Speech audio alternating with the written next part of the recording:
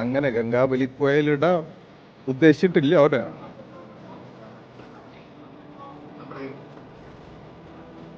ഞാൻ അപ്പോളേ പറഞ്ഞു ലോറിക്ക് അധികം പരിക്കുണ്ടാവില്ല, ക്യാബിന് അധികം പരിക്കുണ്ട്, ചിന്നിച്ചിതറൂല. എനിക്ക് ഉറപ്പുണ്ടായിരുന്നു ഓന ആ ക്യാബിൻ്റെ ഉള്ളിൽ ഉണ്ടാവും. ഞാൻ പറഞ്ഞതാ, ശരിയായില്ലേ? ഉറപ്പായിട്ടും ഓനെയും കൊണ്ടിട്ട് നമ്മൾ പോവുള്ളൂ. ആ ഒരു ഉറപ്പാണ് കുടുംബത്തിന് നൽകിയിരുന്നത്.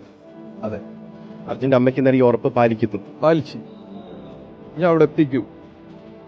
കഴിഞ്ഞ 2 മാസം വലിയ ത്യാഗം സഹിക്കേണ്ടി വന്നു. തീർച്ചയായിട്ടും. ഈ തെരച്ചിൽ വീണ്ടും വീണ്ടും പുനരാരംഭിക്കുന്നതിന് വേണ്ടി മുട്ടാത്ത വാതിലുകളില്ല. ഇല്ല, ഒരു സാധാരണക്കാരനെ കൊണ്ട് എത്ര കഴിയും അതിന് പരമാവധി നമ്മൾ ചെയ്ത്.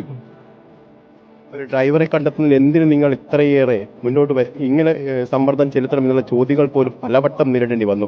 സോഷ്യൽ മീഡിയയിൽ തെറ്റായ പ്രചാരണങ്ങൾ നടന്നു. പക്ഷെ അതിനൊക്കെ അതിജീവിച്ചുകൊണ്ടാണ് ഇപ്പോൾ ഈ ഘട്ടത്തിലെത്തിയിരിക്കുന്നത്. അതെ, തോൽക്കാനുള്ള മനസ്സില്ല എന്തായാലും. ഓനിങ്ങോട്ട് പോകുള്ളൂ. അത് ഞാൻ പറഞ്ഞതായിരുന്നു. ആ വാക്ക് അമ്മക്ക് പാലിച്ചു കൊടുത്തു.